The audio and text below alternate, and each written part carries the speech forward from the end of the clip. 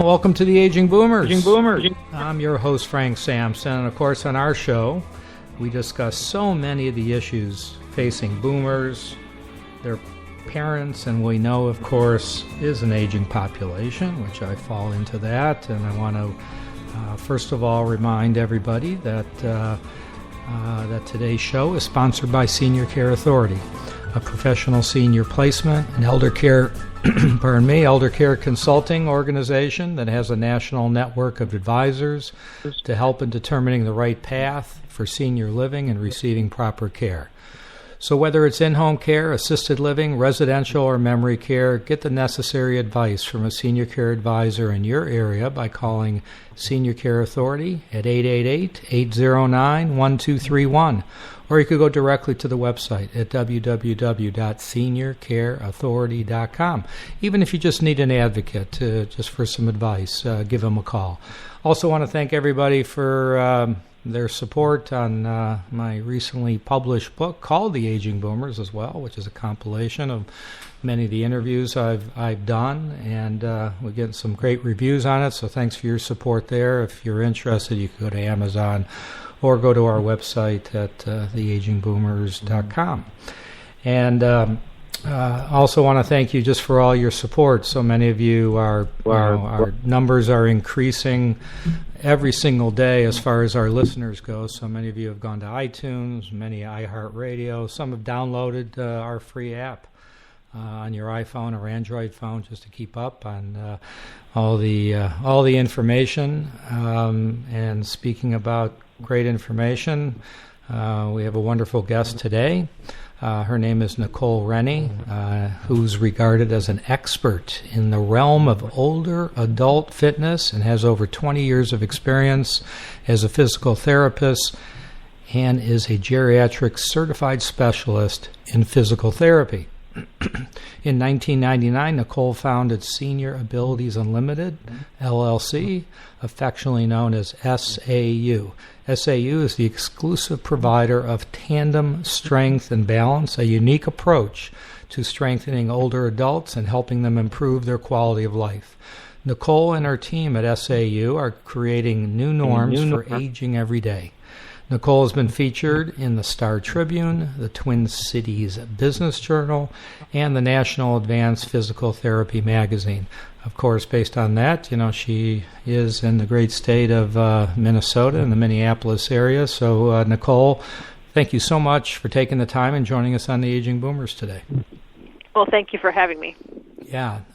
So Tandem Strength and Balance, just tell us a little bit more about that. I know that's a pretty open-ended question, but help our listeners understand a little more. Well, the true thing is that when people age, they start losing strength, and people always say that 40 is bad, but we all start losing strength at age 30. So unless we're actively building strength, we're losing strength every single day. And the one quote that always scares people when I talk to them is that a typical 70-year-old woman who's just done the regular things they do as you get older has lost between 50 to 70% of the strength they had at age 30. So just think about how strong you were at age 30, and then 70, you've lost 50 to 70% of that strength. And really what that means is that's why people need walkers. They can't get out of chairs. And that's just age 70. And so when you reach your 80s and 90s, which is the new norm now, people don't have the strength to function, and it's a misconception. So my goal, my passion in life is to getting people to increase and maintain their leg strength, and that allows them to have a good life and do the things that they want to do, no matter whether they're 80, 90, or even 100. So what was it that, what was the kind of the catalyst that made you specialize with seniors mainly on this concept? To be honest, I was working in nursing homes, and I saw the revolving door where I'd get somebody better. I'd send them home with an exercise program, and then within 2 to 3 weeks, they would be back in my facility. Another misconception is once you build strength, it stays there, but you actually start to lose strength within 3 to 5 days of stopping. So that is why you see so many people after they're done with their rehab stay, they start declining back within 30 days, and that's pretty typical. So if you just build up enough strength to be able to walk, you start losing that strength within 3 to 5 days unless you're doing the right things to maintain that strength. Okay, so help settle something for me, all right? Okay. Is it more important to do cardio or to do strength exercises? Strengthening. Okay, well, you want to think about that? No, and that's the thing that kind of frustrates me, is that people aren't being told they want to do the right things. And that's the sad part. People are looking for the right information, but they're not being told what effective strength training is.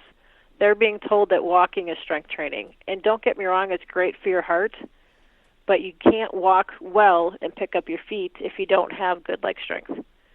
So you need to maintain those certain leg muscles so you can do more cardio, so you can go into the pool and walk. So there's a good balance between the two, but if you don't have good leg strength, you can't do cardio.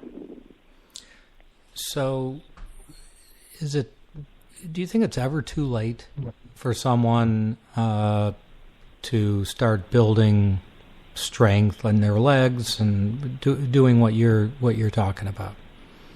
Actually, the older you are, the more important it is to do. The oldest person I've ever helped get stronger was 107, and wow.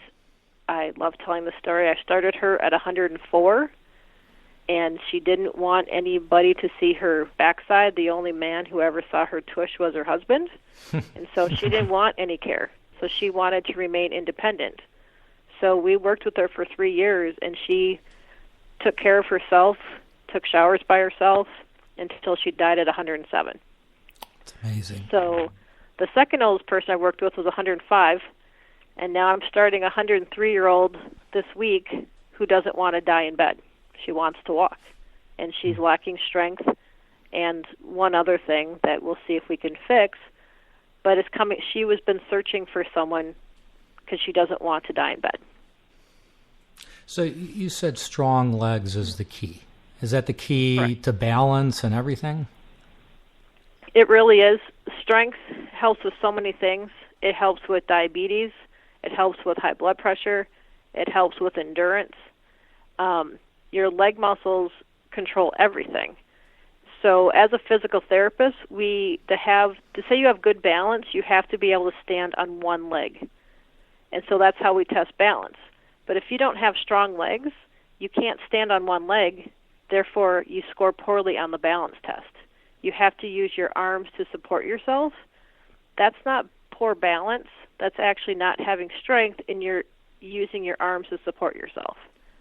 I've been a PT for almost close to 24 years, and I think in my career I've met maybe 3 to 5 people that actually have balance disorders. Most of the people have leg strength, which is causing them to have poor balance. So as soon as we improve their leg strength, their balance issues disappear. Okay, so I want you to be brutally honest with me. All right? Right now I'm interviewing you, and I'm standing. And I try to stand, because I work behind my desk most of the time, and I try to stand as much as I can. I have a standing desk, okay? Is that just going to give me a bad back, or could that really help strengthen my legs? It has nothing to do with leg strength. It's great that you're up on your legs. Come on, I was waiting for a different answer. I know I kind of jump on that pretty fast. Yeah. It's great that you're standing, but you're not building muscles. To the strength training, the definition of strength training is it has to be resistance. You have to be stimulating the muscles with resistance. It has to be done twice a week, and it has to be progressive. Okay. So don't get me wrong. I think it's great that you're standing at a table, but you're still losing muscle. Are you losing muscle more slowly than someone else who isn't standing? Yes, but you're still losing muscle because you're not putting any resistance to those muscles. Okay. So you have a term that you used. I was able to get a little bit of information, learn a little bit about what you do, and you have a term that you called strength bank. What exactly is strength bank? Strength bank basically means you need a certain amount of strength in your legs to be able to be independent.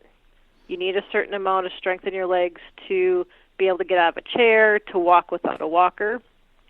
So say you're 90 years old and you're getting by on a walker, then all of a sudden you get a bladder infection. That is when so many people end up going into the hospital, and then they end up in a nursing home because they didn't have enough of a strength bank to withhold or to tolerate that little blip in the road. So because when you get a bladder infection, it causes you to lose strength. Mm-hmm. So if you or I were to get a bladder infection, we still have enough strength to get out of a chair. But the strength bank kind of shows you're right at that level, right where you're going to start to need help. So if you get a cold or a bladder infection, you don't have enough strength, and therefore you can't function. So what my concept is, I like to give people a big strength bank so if they get sick, they can still tolerate the injury but not end up going to the hospital and nursing home. So talk to us how, your concept would help somebody reduce the chance of not only fall but, broken hips. I mean, I've been told that many times broken hips, people say, well, she fell and broke her hip. And I've been told by physicians that many times is they broke their hip and fell. Okay. How does your concept, help somebody reduce the chances not only of falls but serious injury? We can't always prevent everything that happens. People trip, and then you unfortunately break your hip. But what we can do is by having a better strength bank, by having strong legs, it speeds up your recovery. And oftentimes it actually can save the person's life. So many people, I'll just use two quick stories. I had a woman who was a stroke survivor. She was lifting 8 pounds with her leg exercises. So she was walking with us, had a massive stroke, had a fluke accident, and broke her hip. And the doctor called me after the surgery and said, what have you been doing? Because he struggled with the hip surgery because her leg muscles were so strong that he had a hard time getting to the broken bone. And I took that as a compliment. And she was back home walking again within 2 weeks, which is not a normal pattern. If you're a stroke survivor and break your hip, usually you don't get the chance of going back home. But because she was strong and healthy, she recovered quickly and then lived for another 10 years and had a good, positive life. So that's kind of what we're trying to do is you're strong, you can withstand issues in your life. If you're weak, you can't withstand them. You can't live through them. So I'm not saying I can extend people's life, but I can give them a better quality of life and help them live the way they want to just by increasing their leg strength. Do people that maybe were athletes in their younger days, all right, and they were always in pretty good shape, and then they start getting into their 50s and 60s and start slowing down and either stopped exercising or just went on walks, and that's probably pretty typical of a lot of people. So would you say somebody that even at a younger age that maybe if they were athletes, they did keep in very good shape, that they could come around faster, or it really doesn't matter? It doesn't matter. At the age of 90 or in their 80s? It really, to me, it doesn't matter. It depends how many times you've been sick or had surgeries. Just spending 1 day in bed, you lose 6% of your muscle mass. That's as much as you lose in a decade. So it really has to do with, you can be really strong, but if you get sick and you spend a lot of time in bed, you're losing muscle mass every day. So yes, it's better if you are stronger, but you still lose leg strength every day that you're not using it. So that's the misnomer. So yes, it's great, but if you're 30 and in really good shape, by the time you're 70 and you haven't done anything in 40 years, you still lost leg strength. You're still losing it every single day. And then if you have diabetes or you have hypertension and it's limiting your mobility, you're losing leg strength faster. So I know that you conduct, this program either at your facility or at people's homes. All right. So those that are in your area in Minnesota, then hopefully you'll hear from them. But that are listening. But those that are living in other parts of the country or other parts of the world, all right. Any suggestions for them? We call it functional strength training, and we always joke that you can actually improve your leg strength in just 7 minutes twice a week. And I always laugh saying, can you find 7 minutes in your schedule? And the strengthening can be done laying down on the bed. It can be done in a recliner, as long as you're actually doing it. And so it's 7 minutes of 4 leg exercises, and everyone who's been to a physical therapist has done these. They're called straight leg raises, hip abduction, hip flexion, and bridging. The different concept is you have to use weights. People start feeling better when they can lift 4 pounds. Their ability to get out of a chair improves. They're not as reliant on their walkers. They have more energy. So when people can get up to lifting 4 pounds, their function starts to improve. Most of my clients lift between 7 to 10. And again, that goes back to the strength bank concept, that we're giving them more strength so if something occurs, they can get through it. So it's basically 7 minutes twice a week. And then when they start doing that, we add in the arm exercises, so it's 15 minutes twice a week. And that's where, Frank, you can start adding in the cardio then, too. Your cardio would actually get easier if you had stronger legs. Yeah, it does make sense. So if someone wants, they listen to this show and they go, I got to start doing this, all right? Would you say have them go to a physical therapist initially, or where should they start? And that's the hard part for me. A lot of people don't understand what strengthening is. It's actually, a lot of PTs, and I don't want to hurt my own profession, but they're not these exercises are not as good in seated. You need 4 times as much exercise, or 4 times as much weight. So they need to be done laying down. You need to have weights. They need to be done twice a week. If you can find a PT who believes that, that's great. If not, please just trust me that this is the way it's supposed to be done. This is my passion.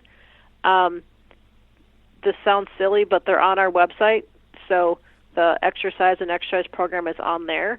If you can't get it that way, you can always email us, and we send it out for free because we want people to do it on their own. Mm-hmm. And then if they need more help, they can turn to a PT or a personal trainer. But the key is they need to do those 4 exercises because those are the functional muscles that actually keep people going.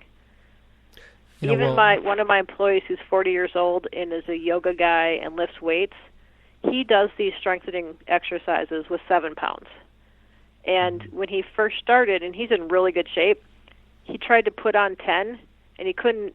He was laughing because they were so hard. So he does these exercises, plus does yoga twice a week, plus goes to the gym twice a week, plus runs. Mm-hmm. So he feels the benefit of these exercises. So if they can help him at 40, they'll help anybody because they really work on the core muscles that keep you steady on your feet. So, I'll ask you your website and contact information before we sign off, but as long as you brought it up, why don't you share with people where they could get this information on your site? It is www.tandemsb.com. Okay, Tandem, S as in Sam, B as in boy? Correct. Right? Okay, tandemsb.com. Okay, great.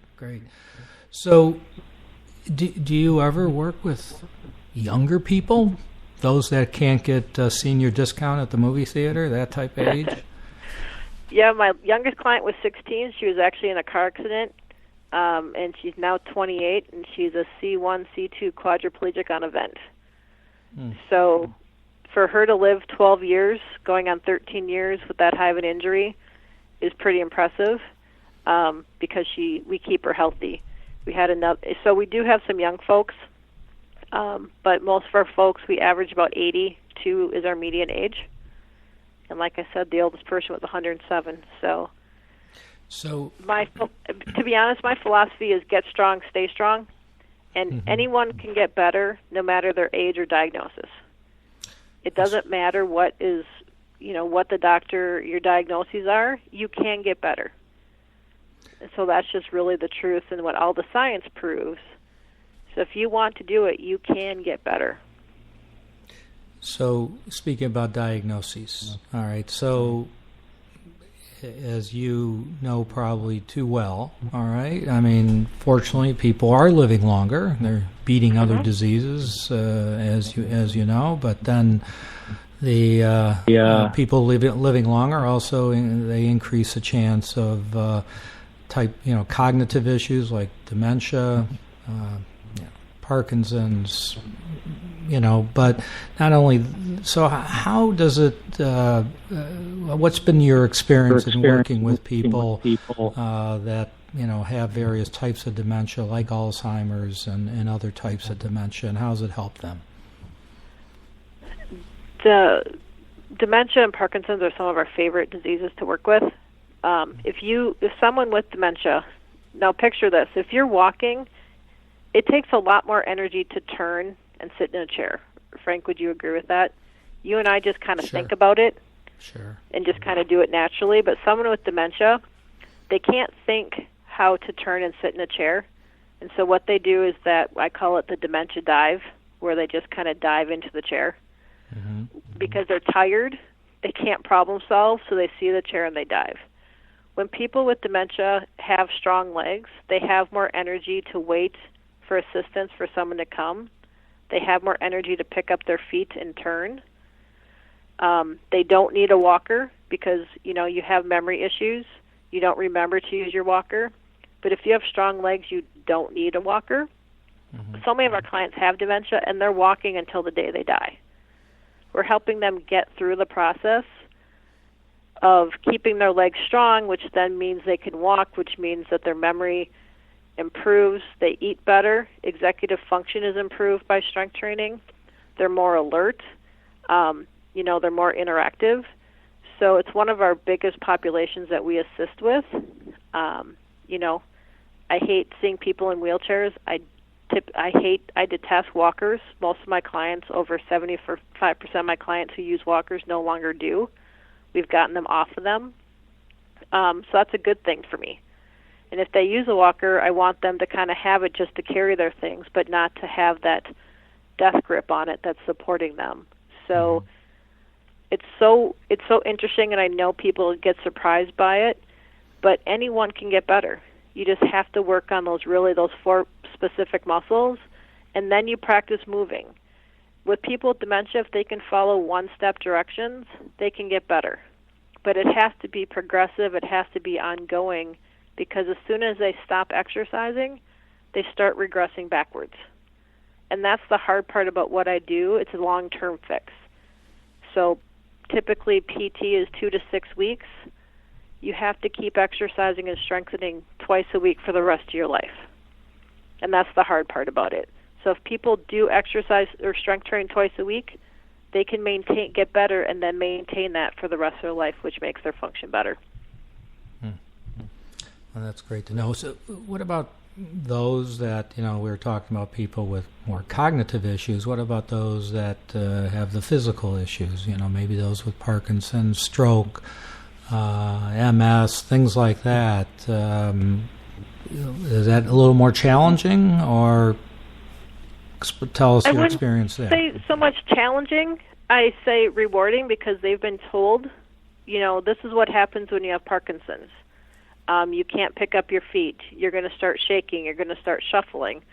But half of that is actually leg strength loss, so they can't pick up their feet because they don't have enough strength to pick it up. If someone with Parkinson's freezes and they don't have leg strength, then they fall. If someone with Parkinson's has strong legs, they can have the confidence, hey, I'm safe. So it gives them that confidence that I'm okay. The other problem, which is really hard to convey, is that people can't tell you that they feel weak. People can't tell you, I'm scared when I feel my legs shaking. So we kind of bring that out in them, so then they realize when their legs get stronger, they feel more confident, and so their risk of falls decrease. Because if you're fearful of falling, your risk of falls increases by 3 times. So it's really going back to the basics of strengthening and getting them comfortable moving again. Because so many times in facilities, and what you tell your parents is, don't fall, and that's all they hear. And my thing is, you're safe. I want you to move big. You can move bigger. You're safe. And so they get that contradiction, but then they start feeling better and then start doing better. Nicole, this has been enlightening, very informative. Go ahead and, again, tell people how they can learn more about your concept. Send them to your website, whatever contact information you'd like to share with people. Our website is tandemsb.com, or my email is Nicole, Nicole, at the letter S, the letter A, the letter U, and the word home.com. So sauhome.com. I love to help people, so I don't care if you're in California or wherever else. If you have a specific question, I like to inform people. I have exercise packets that we send out free. Like I said, they're also on our website, but if you want a hard copy, I'm happy to send it out. I'm all about education. It's one thing I hope I conveyed, that I'm very passionate about this. And a quick story, my mom died of breast cancer, lung cancer, and bone cancer 6 years ago. And she wanted never to use a commode or anything, and I told her she had to lift weights. And it took me 2 years to convince her to do it, and then when we started, she yelled at me for not making her do it sooner. So even with 3 diagnoses of cancer, she walked till the day she died without a walker. So I know I've been affected with it personally, and so please, I just want to help anyone or help their family members who want to live a better life. Nicole Rennie, thank you so much again for joining us. Great information. Check out the website at Tandem SB, like Tandem Strength and Balance.com. I hope I got that right? Tandem SB. Boy, that's just love to have you back in the future. I'm sure there's going to be more information, more things to talk about. So thanks for joining us on the Aging Boomers, Nicole, and I want to thank everybody out there for joining us as well. Just be safe out there, and we'll talk to you all soon.